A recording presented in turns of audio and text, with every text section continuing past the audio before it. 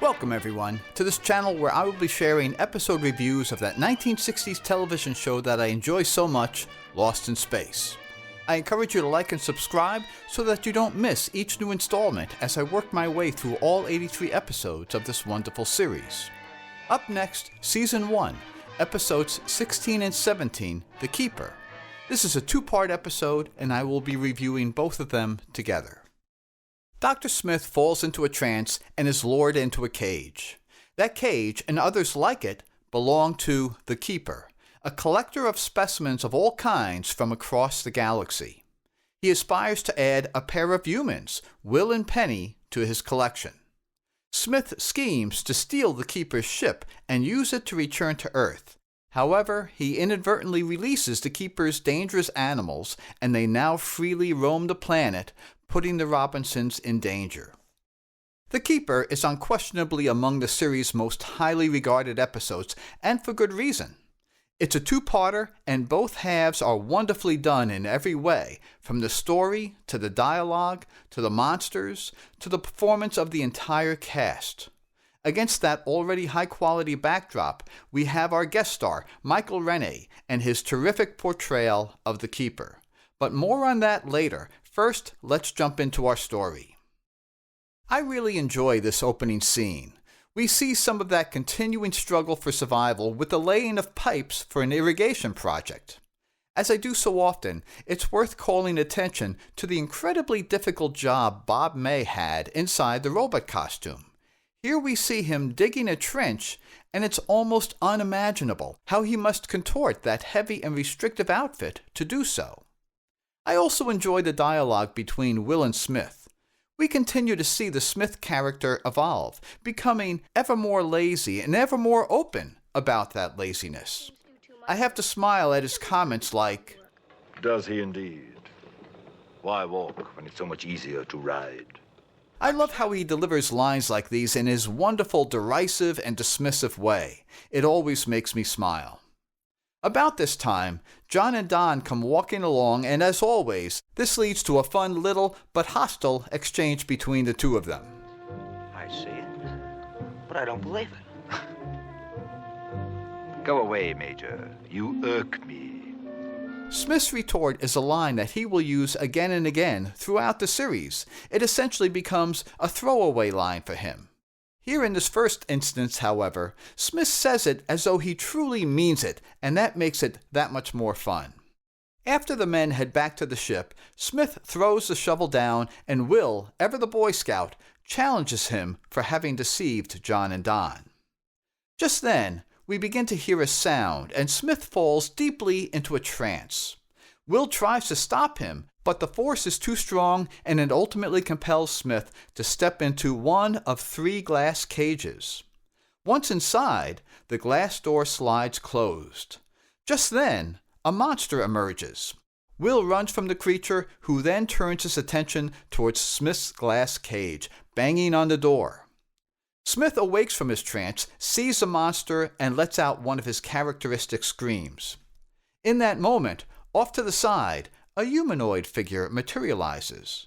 He raises his staff, the monster steps into the other large cage, and just as quickly, that person, as well as the monster secured in the cage, disappear.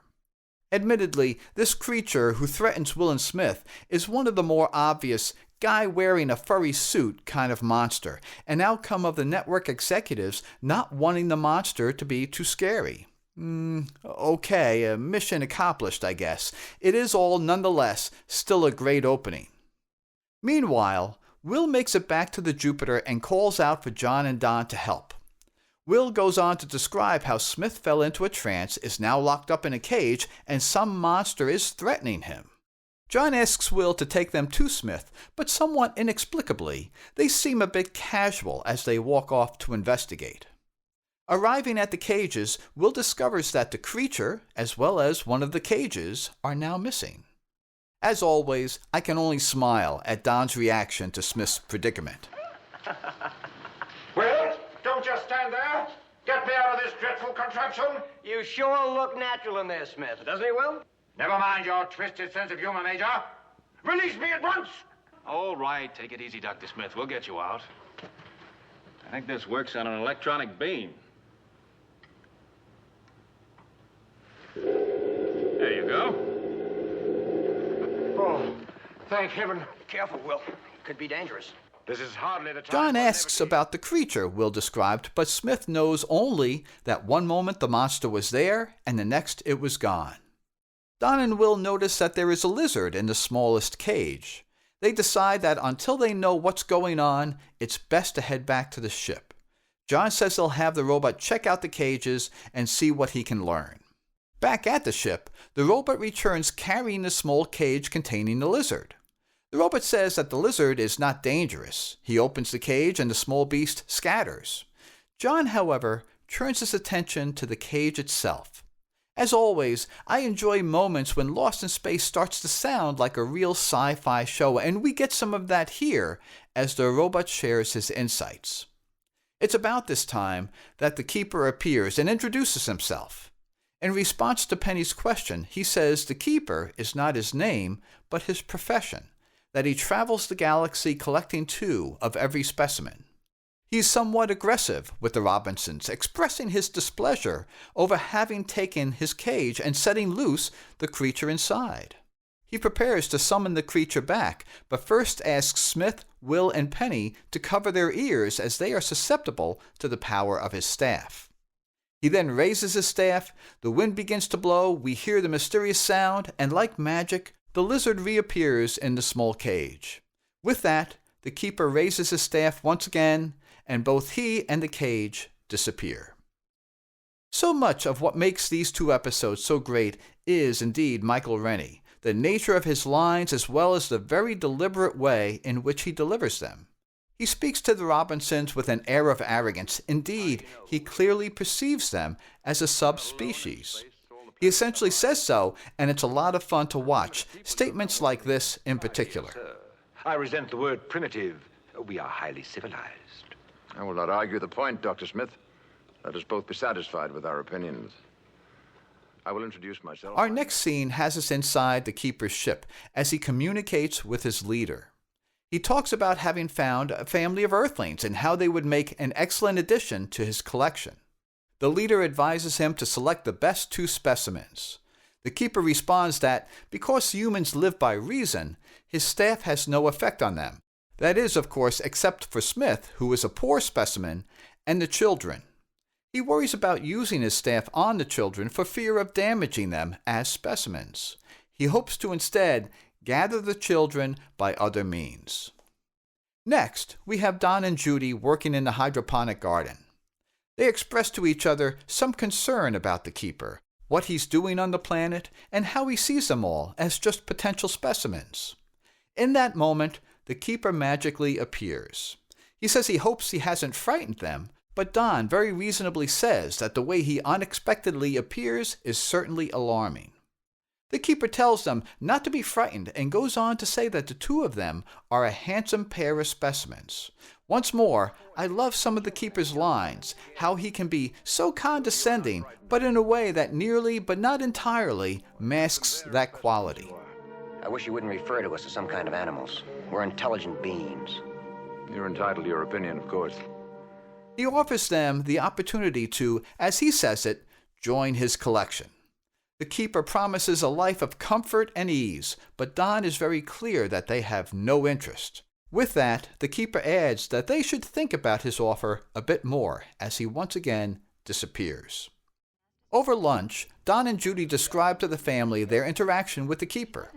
During that discussion, Don and Smith do a bit more poking at one another, and as always, it just makes me smile. He has a morbid sense of humor. Seeing you caged like a monkey does have its amusing aspects. The primate is considered one of the higher forms of life, Dr. Smith. When the Keeper wants the insect variety, he'll get in touch with you.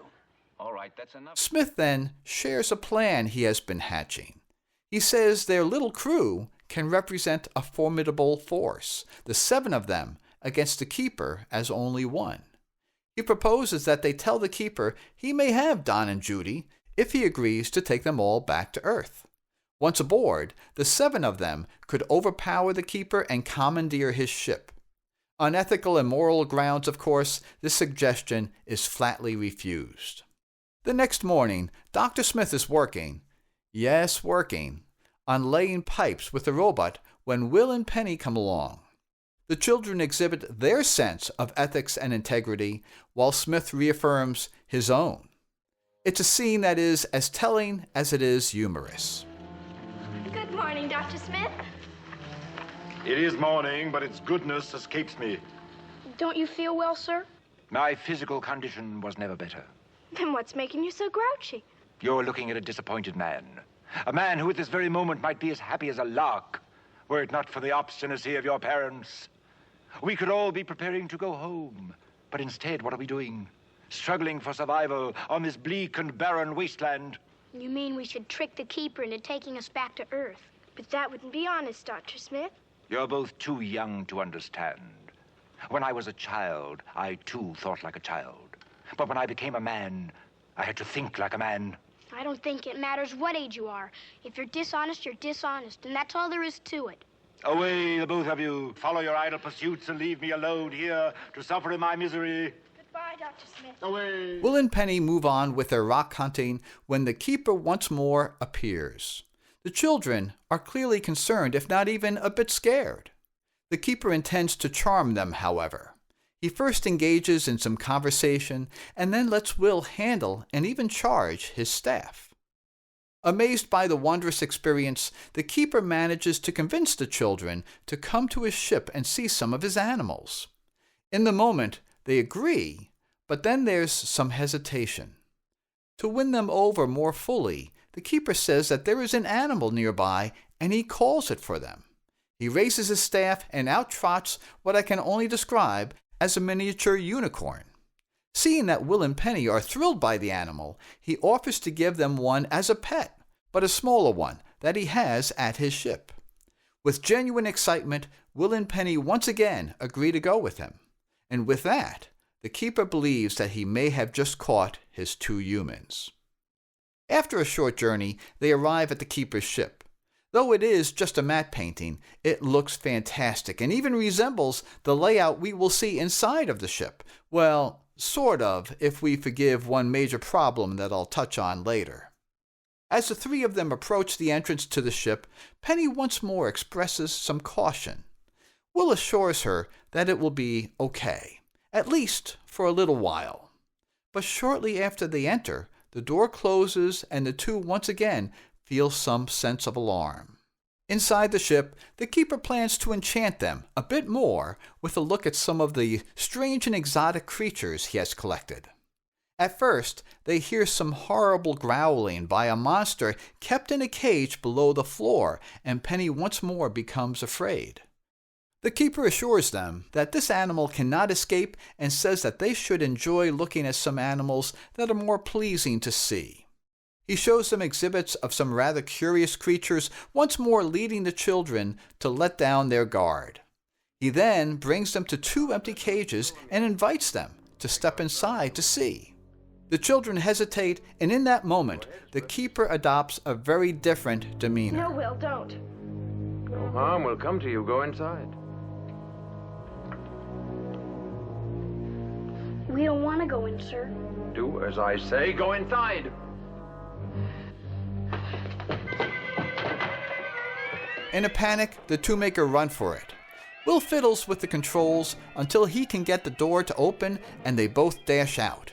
Stepping outside himself, the keeper raises his staff, and in that instant, both Will and Penny stop, turn, and slowly march back to the keeper.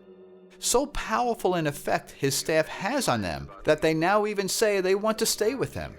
As Penny says it, Stay with you. For always, Mr. Keeper. Always. And so you shall. For always. Now, back when the keeper was summoning the unicorn, Smith also fell under the beckoning call of the staff and had been journeying towards the keeper's ship this entire time. It is in this moment that he arrives. Walking towards the keeper, he bumps into him, and the keeper's staff falls to the ground. It is no longer powered, and with that, the children once more make a run for it. Smith also comes out of his trance and takes the opportunity to speak with the keeper in hopes of making a deal. Take him back to Earth, and he will make available to the keeper all sorts of interesting animals. Once again, this scene is made fun, not just by the lines, but by the way they are delivered, especially those of the keeper. I want to talk to you, sir. What could you say that would be of interest to me? How would you like to add some new animals to your collection? Are you referring to members of the Robinson party? Certainly not, sir. I assure you they are a very poor selection indeed. But it's an entirely different story on Earth. The planet literally swarms with all sorts of strange creatures. Yes, I'm beginning to realize that. Back at the Jupiter, Penny and Will describe their experience with the keeper. Justifiably concerned, John determines that they be locked in their cabins and watched every minute. Knowing that he is also susceptible, Smith is to be locked in his cabin as well. Don instructs Smith to step into his cabin, which leads to only the latest fun exchange between these two. Inside. I absolutely refuse. I am not a child to be locked in at night. Doctor, be a good little boy and go inside. Good little boy indeed. How dare you, sir? Smith, I've told you 10 times, but I'll try once more. We're doing this for your own good. Only the use of force can accomplish your purpose. All right, fine. If force is the only thing that'll get you inside, then force is what it's going to be. You put one finger on me, Major, and I'll... You what? Hold my breath. Oh, Professor Robinson, I love the childishness of Smith holding his breath, but I get an even bigger smile over Don's astonished reaction. Eventually, John arrives and after some placating is able to, persuade Smith to step into his cabin where he will now be locked in for his own safety. That evening, Don has the first watch. John arrives to relieve him and has a seat. Here, the keeper begins summoning them with his staff, and John hears Will and Penny stirring around in their cabins in response. He first opens Will's cabin as Will pleads to leave, but John is successful at turning him back around. Likewise, when John opens Penny's cabin door, she tries to step outside, but is also turned back around. The next morning, John is sleeping in to make up for his watch overnight. Don says he's off to do some work on the irrigation system, and Maureen responds that all should be well as long as the children are locked up. Penny and Will are together in Will's cabin. She is reading a book, and Will is fashioning for himself an old-fashioned slingshot. Maureen checks on them through the door, and they call out that everything is fine. She then checks in on Smith, and once more, there's just something about Smith and how he delivers his lines that simply amuses me. Dr. Smith? I'm still in my cage, madam. I've just been fed, so I'm not dangerous. You may open the door. Ah, the sweet smell of free air. Dr. Smith, you've only been in there a few hours, not 100 years. For a blithe spirit like myself, even a moment is agony. Blithe spirit. Well, I'm afraid you're just going to have to grin and bear it. Indeed. Once more, the keeper attempts to summon Will and Penny with his staff. The two of them are still together in Will's cabin. Both of them, falling under the spell of the staff, want to escape, but the cabin door is locked. In his trance, Will has a plan. A callback to the earliest episodes when he could order the robot to take action by mimicking Smith's speech pattern. He calls for the robot to open the door, and the robot obeys, allowing the two children to discreetly slip out of the Jupiter. Maureen then sees the robot by the door, recognizes that something is wrong, and discovers that both Will and Penny are gone. She calls out for John. He steps into Will's cabin and has a look around for himself before picking up Will's slingshot. He tells her to call Don back to the ship right away.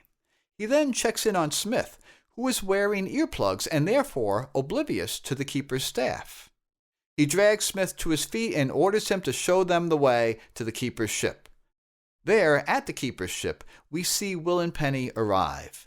Deeply under the spell of his staff, they promise to him their fealty. Just as they turn to enter his ship, John, Don, and Smith also arrive, John and Don each carrying a laser rifle. Smith, now also under the influence of the keeper's staff, likewise walks over to the ship's entrance. John calls out, demanding that the keeper send Will and Penny back to him.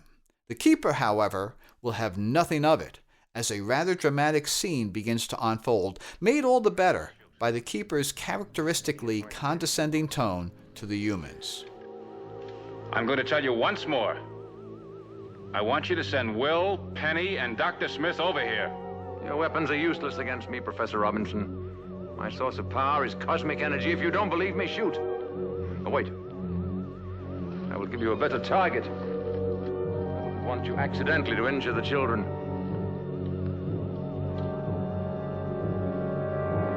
Shoot. If you don't, I will. He took a direct hit in the chest. If I hadn't seen it with my own eyes, I go before my anger clouds my judgment and I destroy you.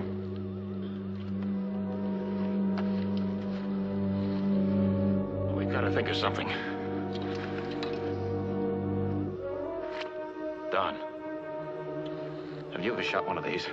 Sure, as a kid, but wasn't if our lasers weren't any good. His staff. The lights on his staff. I'll get as close as It has often been implied by many the extent to which Lost in Space may have influenced George Lucas and his Star Wars movies. I don't know about that, but to the extent that it's true, we maybe have an example here. For Return of the Jedi, Lucas was always very clear that he wanted a central theme to be that the technological advantage of the Empire is overcome by the simplicity, the lack of technology that we see come to the story by the Ewoks, and that is exactly what we have here. John fires his laser, and it was completely ineffective against the Keeper. John then works to distract the Keeper while Don sneaks behind some rocks with Will's slingshot in hand. Don fires a shot that incapacitates the staff, freeing Smith and the children from its power. Frustrated by all of the trouble they have been, the Keeper says that they are not worth further efforts on his part, and he steps inside the ship. It's a very primitive weapon. You wouldn't know about this, but once a young man called David killed a giant named Goliath with this. In all the galaxy, no animals have given me as much trouble as yourselves. Is this thing you call freedom so precious? In our world, since the beginning of time, men and women have fought and died for it. Foolish, foolish creatures. Maybe so, but it's what sets us apart from all the others. You are not worth further effort on my part.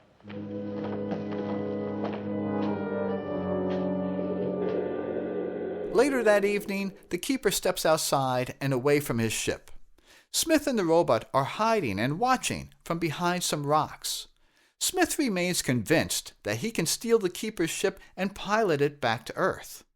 With the Keeper away, the two of them enter the craft and Smith orders the robot to take off, but the robot understandably needs time to decipher the controls. Somewhat characteristically, Smith jumps in and starts pressing controls randomly. Instead of lifting off, he inadvertently releases nearly all of the monsters aboard the Keeper's ship. Smith and the robot run outside and return to hiding behind a rock as monstrous creatures begin to parade out of the ship. An owl-like beast swoops down on Smith, and this is the cliffhanger that brings us to part 2.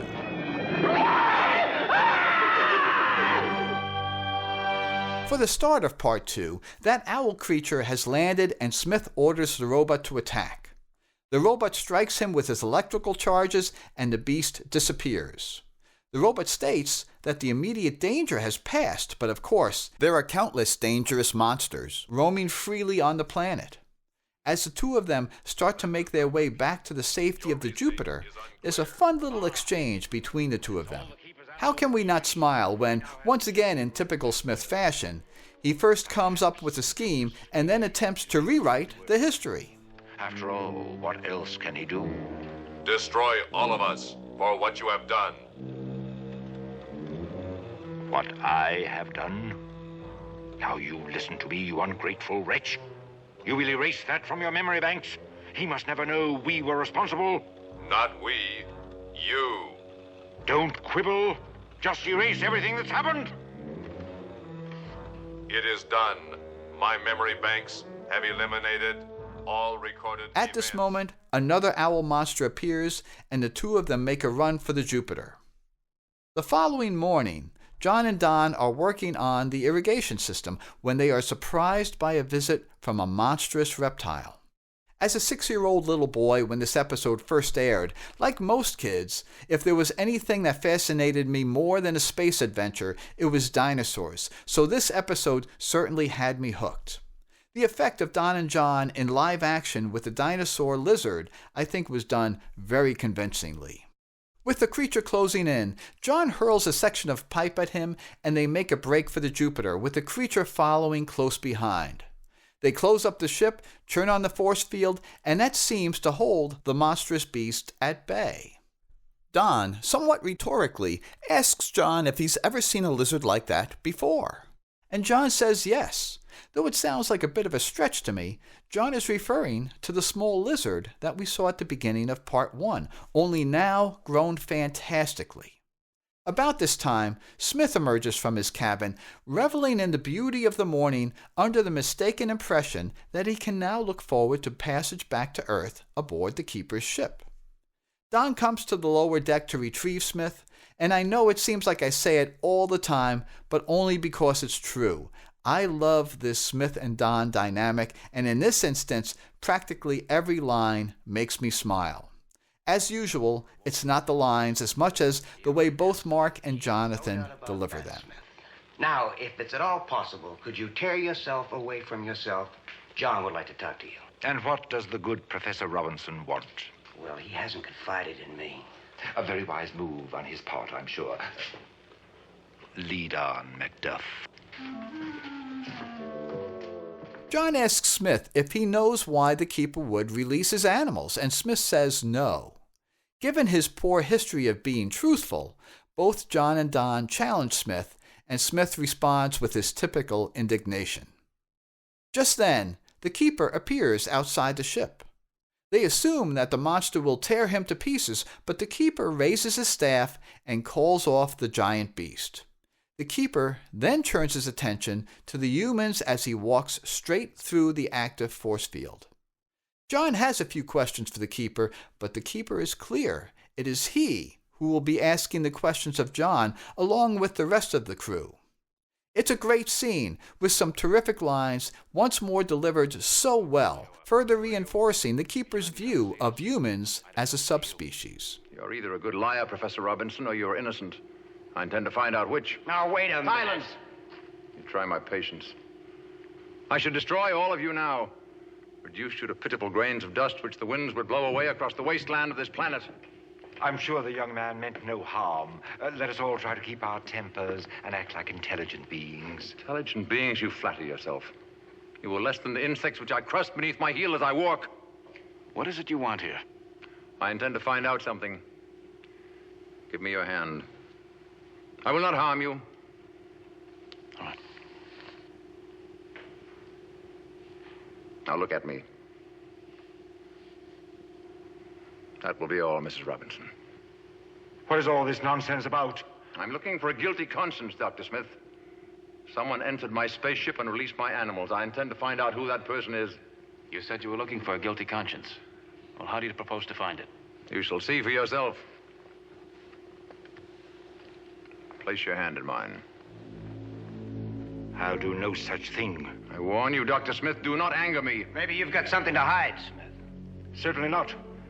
It's just that I refuse to be the subject of this ridiculous hocus pocus. Then if you are innocent, you have nothing to fear. Why would I want to turn your animals loose? Enough of this idle talk, Dr. Smith. Place your hand in mine. No, I won't. Looks like you found your man. Very well. But this whole business is a complete waste of time. I warn you, I never suffer from conscience. Nothing's happening. Look at his belt. What are you trying to do? Get away from me! You may hide the truth from everyone else. You cannot lie to yourself. Smith ultimately confesses and offers up what is a poor excuse that he hoped if he left the keeper with an empty ship, he'd have no reason not to take them all back to Earth. Of course, the keeper reacts very negatively, stating the obvious, that with all these animals now roaming the planet, Smith has put all of their lives in great danger. But he offers a solution. Give him Will and Penny, and he will retrieve the animals. Understandably, the Robinsons refuse, Maureen saying that if he wants the children, he'll have to fight for them. The keeper fails to understand the logic in their thinking, but in the hopes of helping them understand their options a bit more clearly, he elects to leave them all at the mercy of the animals. John struggles to control his temper, but cooler heads prevail and they all go inside the Jupiter. Well, that is, except for Smith, who initially moves towards the ship, but the keeper calls him back with his staff. He orders Smith to come to his ship later that day and he will instruct him further. Smith expresses fear over making the journey among the roaming animals, and the keeper presents him with a small device that will repel the creatures. Back at his ship, the keeper has another discussion with his leader. He describes to him the ultimatum that he has delivered to the Robinsons. Turn over the children, or he will not return the animals to their cages. The leader expresses concern about the animals that will be lost, as some will prey on others. The keeper says he recognizes that risk, but believes it's one worth taking. With one last word of caution from the leader, not to let his desire for the children cloud his decision-making, the discussion comes to an end. Meanwhile, Smith is making his journey to the keeper's ship. He runs into a dinosaur-like monster, holds up the small ball from the keeper, and sure enough, the beast is repelled. When he finally arrives at the ship, Smith calls out, and the keeper responds, inviting him in. Once more, I love the keeper's lines and the manner in which they are delivered. Well, here I am. A fact which seems to please you a great deal more than it does me. Fool, why are you smiling? Oh, excuse me, sir. I'm terribly sorry. And what shall I do with you? Do with me? Surely you have not forgotten who released my animals. But I explained why that happened. How shall I punish you? Shall I put you in one of my cages with this information on the door? Foolish Earthman, low intelligence level, has little regard or loyalty to its kind. This specimen must be regarded as the worst example of its species. Oh, please, sir, have mercy on me. On the other hand, you may be... The keeper commands that Smith find a way to persuade the Robinsons to give up Will and Penny. Smith insists that it's impossible, to which the keeper tells Smith that his life depends on doing so. He goes on to state that one animal still remains in his craft, the giant beast below the floor, with a force field keeping him in his cage. He directs Smith to look down upon the creature, and Smith is horrified. With that, he knows he must find some way to deliver the children. Back at the Jupiter, a number of schemes begin to take shape. First, outside, we have Don and Judy. Judy suggests that maybe they sacrifice themselves and offer to go with the keeper instead of Will and Penny. While a noble gesture, I always struggle a bit with how easily Don jumps at the chance. These are not his kids. Other than some training back on Earth and their journey through space together, he probably hasn't even spent that much time with them. And after all, it is at least inferred that Don himself is still a young man in his 20s. As is so often the case, this kind of has to happen to tell the story that's being told, but I wish Don's dialogue was a bit more cautious or reflective before jumping right into essentially sacrificing himself. Then inside the Jupiter, we have Smith trying to convince John to give up the kids to the keeper. As was the case in Monster Plants, I have to smile a bit at John's sarcastic reaction to Smith's early statements. Angel, your deep feelings toward the children move me close to tears, Dr. Smith. Now, what is it you want to say? There's no need for sarcasm, Professor Robinson. Discussing this matter is quite painful to me. Well, knowing how sensitive you are to pain, I'm sure it is. Please go on. I have a solution for our problem. While the parents obviously will never accept the idea of turning over their own children, John and Maureen begin to discuss making a sacrifice of their own, offering themselves in place of Will and Penny. He suggested a solution to our problem. Well, I know I shouldn't ask, but I just can't help myself. What is it? Well, nothing we could consider, but I do have an idea of my own. I wonder if the keeper could be persuaded to accept a substitute for Will and Penny. Are you suggesting that you and I go? Why not? We've lived a good bit of our lives. The children are just starting out. If someone has to go with the keeper, it should be us. Oh, John. When do we leave? Right away.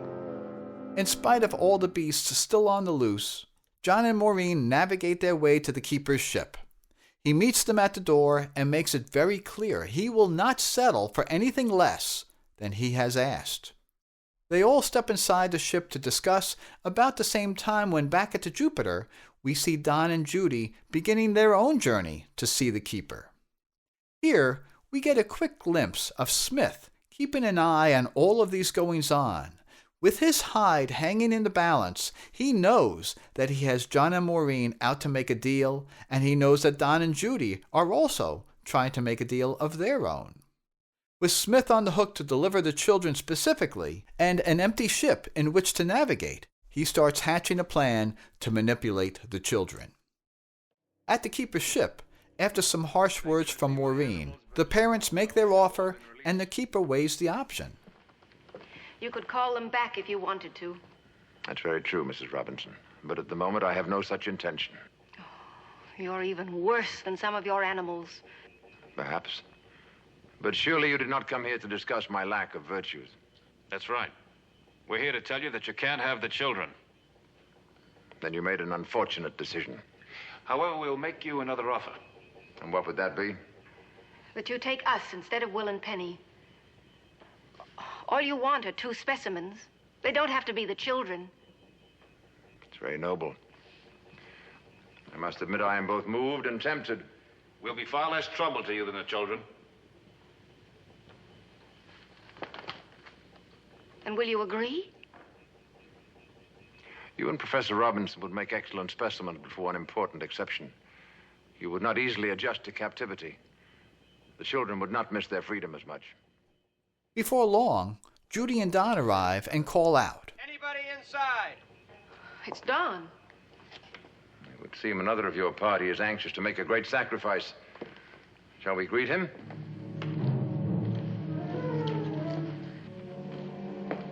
As the keeper and Maureen exit the ship to meet Don and Judy, John sees the keeper's staff standing alone.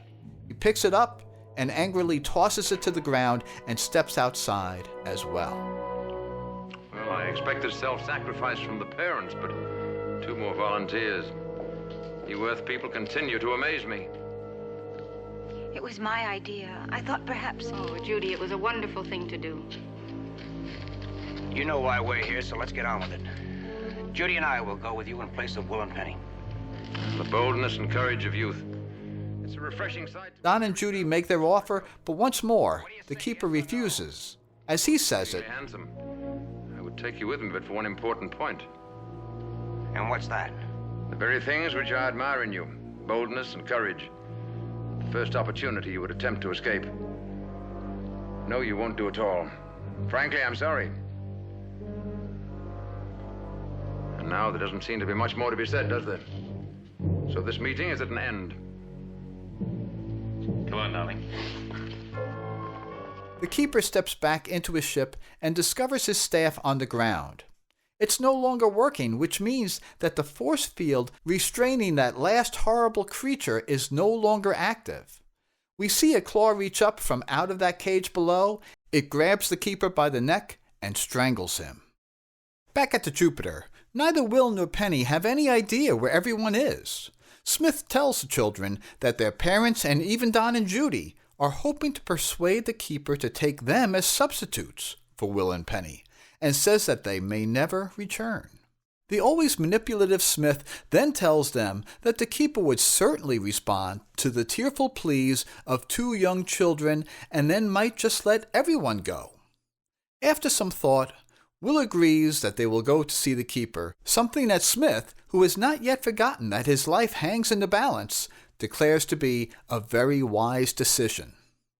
The children hesitate for a moment, though, concerned about the large monsters roaming the planet, but Smith, without explanation, holds up the keeper's device and assures them both of a safe journey.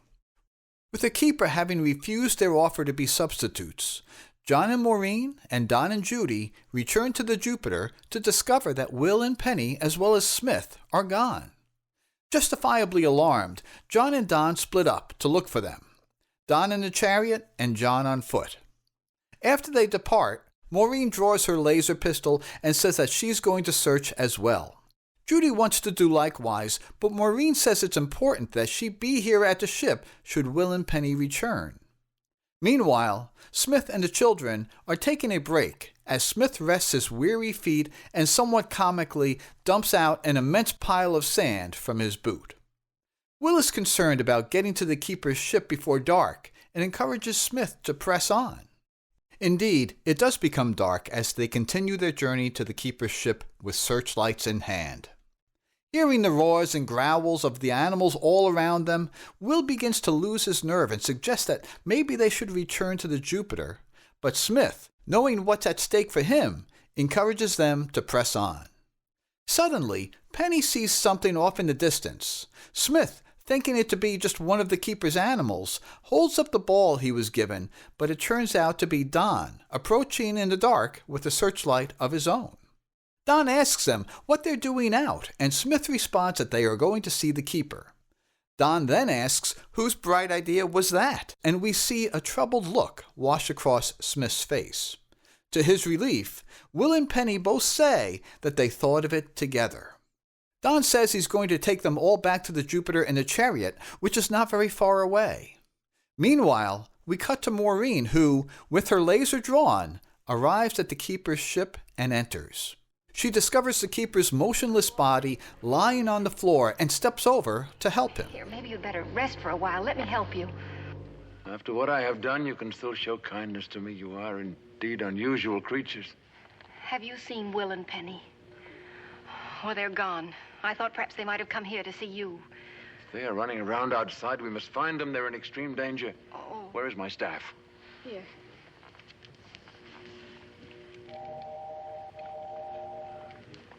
Come, let us search for them. Don, Smith, Will, and Penny are making their way to the chariot when they see the large beast that had been caged below the floor of the keeper's ship. It's an immense, spider-like creature.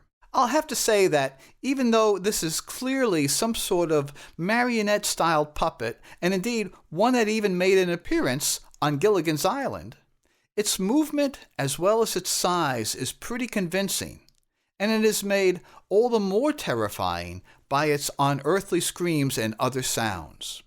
Cautiously, Don raises his laser rifle and fires at the immense beast. They all run to the chariot and make it inside, but the monster is on the chase, and this leads to a fantastically dramatic and action-filled scene. John, we aren't moving! We're being held. The power units aren't strong enough. What did you think of it before? I know how to get rid of this monster. It's the ball. It's gone. I must have dropped it while running. As always, it's the details that make scenes like this so effective. The miniature work is wonderful. Of course, the chariot is a miniature, as is the spider. We'll actually get some perspective as to its real size during a Season 2 episode. As stated, the unique quality of the monster's growls and roars absolutely help to sell the scene, and the handheld camera work shaking about adds to the sense of chaos. While the monster is atop the chariot, if you look through to the back window, you can see what is supposed to be the spider's belly pressed up against the glass. John arrives, and after a blast from his laser, he hurls a couple of grenades at the beast. It's a special talent to make miniature explosions look real, and these are excellent. To Smith's great terror, the spider breaks through the hatch, and we see one of its claws reach in. This action, the special effects, the camera work, the dramatic music, all come together, and the result is one of the best climax scenes of the series. The Keeper arrives, and with his staff is able to call the giant spider off, and, so it seems, he returns to the Keeper's ship. Here, for just a moment, we have the Keeper looking on as the family rejoice with each other that they are all now safe. We can infer that, after observing the family come together as well as the gracious help offered to him by Maureen back in his ship, he has now come to an elevated understanding of humans and the power of love among them. The next morning, we see Will emerge from the Jupiter. He calls everyone out to hear the silence, that there no longer are any animal noises. He assumes that the Keeper has called them all back. The Keeper appears and says that the boy is right. He has recaptured all of the animals, but for one, that he says he's leaving behind as punishment for the trouble they have caused him. This, of course, is the setup for a somewhat humorous, happy, feel-good kind of ending. While other such instances of this across the series seem very sitcom-y and out of place, this one at least feels like it fits with the rest of the episode. That is, at least for my tastes, until Jonathan overplays his facial expressions. Next, we have the scene that sets up our next episode. Once more, I will withhold my comments until my review of that episode, The Sky Pirate. So a few more thoughts about The Keeper. These two episodes, as spectacular as they are, do have a couple of small shortcomings. We know that Will and Penny are very vulnerable to the Keeper's staff. Yet in the opening scene when Smith falls into a trance, Will is there and not impacted at all. This, however, is one of those many instances where something simply isn't logical, but is still sort of necessary to tell the story that's being told. Then, Smith is trapped in one of those glass cages, and Will runs back to get help with a sense of real urgency.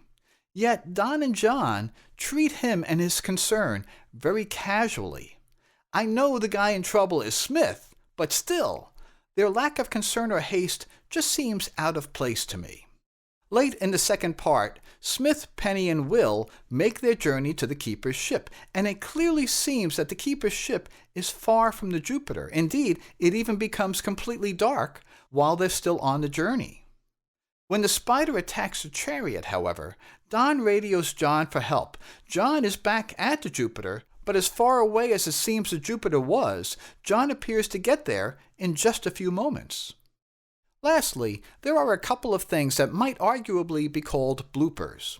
For one, the Lost in Space sets were loaded with sand, literally tons of it, and it inevitably gets stuck in the soles of the actors' shoes.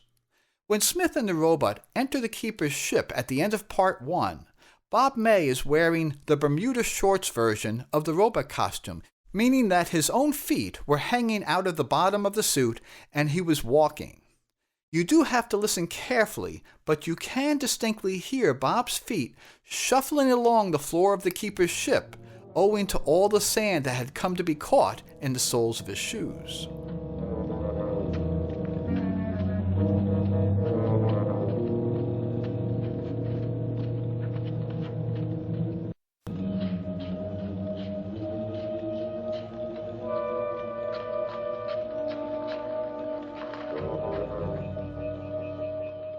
Second is not something that really is a blooper as much as it is simply cool to see. During the final scene with the family laughing at Smith in the cage, keep an eye on the reflections in the cage. During this scene, you can very clearly see the reflection of Maureen, but then the camera moves in tighter on Smith. If you keep your eye on the reflection a little to our right of Smith's image, you can see that June gets pushed off to the side a bit, and the cameraman and camera become visible in the reflection. Even with the benefit of the Blu-rays, it can be hard to see this, but it most certainly is there. Like I said, not really a blooper, just a bit of fun. All of these things are very small issues, and they are completely overwhelmed by everything else these two episodes have to offer. One is their ability to make me laugh without being too silly. I'm thinking, for instance, about the many hostile exchanges between Smith and Don. Deep in the throes of Season 2, the comedy that finds its way into an episode can sometimes seem ill-fitting and become a detraction from the episode. Here, owing to the nature of both Don and Smith, this comedy adds some believable levity, all while continuing to advance the story, and it is a net positive instead of being that distraction. Then there are the creatures that have escaped, in particular the dinosaur-like creatures. The scenes featuring the dinosaur monsters wandering the planet are exciting, and the effects work pretty well, especially the scene where John throws a pipe at one. It's all done very convincingly. I also appreciate how, at the still very early stage in the series, the story plays out against the backdrop of the ongoing struggle for survival. In this instance, laying pipes for irrigation. While this is only a minor element and not even related to the greater story in any way, I always enjoy seeing these activities carry on to remind us that our band of colonists are still trying to scratch out an existence on this alien planet. As is so often the case, some of the coolest things are the small details. I already mentioned that during the climax, the spider's belly is viewable through the back window when it was straddling the chariot. The keeper arrives and with his staff calls the spider off. I think it's another neat detail how the chariot is a little bit buried in the sand and even a little bit askew. Once again, it's these small details that really help to sell a scene. I think the keeper's ship is fantastic. Even though it is just a matte painting, I love that long shot of the outside. The inside is equally cool, with the lights and the controls, and especially the infinitely long hallways of cages. Of course, this long shot of that ship's exterior and the interior that we see later do not really reconcile, as the exterior image shows those halls and cages up high, yet once inside the ship, it's clear that those hallways are instead at ground level. Nonetheless, all aspects of the keeper's ship are very cool and can be enjoyed for what they are. Finally, of course, and maybe most importantly, there's the keeper himself, Michael Rennie. Unquestionably, it is his portrayal that makes these two episodes the success that they are. He plays his character with an air of gravity, dignity, and intellect, coupled with an unwavering determination that can be nothing short of ruthless. The keeper has contempt for the humans, and this results in some wonderful lines, and I love the manner in which Renee delivers them. I also enjoy seeing the keeper's only marginally constrained anger with the humans. Ultimately, I simply enjoy the contempt he has for them all, while seemingly growing a new respect for them by the very end. The two keeper episodes are among the very best of the series.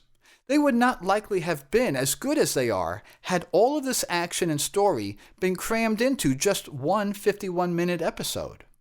Indeed, thinking about these two parts as one episode, it is 102 minutes long, or more than an hour and a half long, largely the equivalent of a feature-length movie. And yet, it never feels slow, it never seems padded. There's always a lot of action and a lot of drama. To me, it is just as enjoyable as most feature-length movies of the day. With that in mind, and this being the only two-parter of the series, it is worth pondering the question, what other Lost in Space episodes might have been good candidates for the same two-part treatment? For me, I can think of two. One is There Were Giants in the Earth. That episode is so action-packed that there is barely a moment to catch your breath. Additionally, one of my few criticisms of that episode is the Lost City portion near the end, that it just seems tacked on to an already good and otherwise fully formed story. As a two-parter, possibly this element could have been expanded and more fully tied back to the larger story of the Cyclops and the Robinsons' journey south. I do have a second candidate for a two-parter in mind, the Season 2 opener, Blast Off into Space. Pretty much for the same reason, as that episode also seems overly packed between Niram the Miner, the Cosmonium, the statue monster, and the pressing need to prepare and lift off from a disintegrating planet. Pondering what episodes might have been better as a two-parter makes for an interesting topic. Multiple times throughout this episode review, you heard me reference the Don and Smith dynamic and how much I enjoy their hostile exchanges. So with that, let me give the final word to the two of them. The verdant hills, the crispness of the winter air, the delight... You're talking to yourself again, Dr. Smith. An intelligent conversation with oneself is so much more rewarding than a discussion with a dope. You're an absolute genius. No doubt about that, Smith. I, like most fans, rate The Keeper among the best of the best. For me, they are both top-tier A+ episodes. I think I put Part 1 ahead of Part 2, but certainly not by much. So that said, I rank Parts 1 and 2 as 8th and 9th for the season, respectively. And that's saying something, as half of the top 10 is already consumed by the spectacular first 5. I rank The Keeper Parts 1 and 2 as 15th and 16th, respectively, for the full series. Out of 86 episodes, that is a high ranking indeed. If you would like to see the full Lost in Space series, it presently airs for free on METV. You can also still pick up Lost in Space on DVD. Walmart currently sells a box set that includes some wonderful extras, and it's available at a very modest cost. Better still, pick up Lost in Space on Blu-ray. That set also features a number of wonderful extras, including commentary by the cast. Like I said, I'm a fan, and for me, the Blu-ray is a must-have. I hope you enjoyed my thoughts on The Keeper.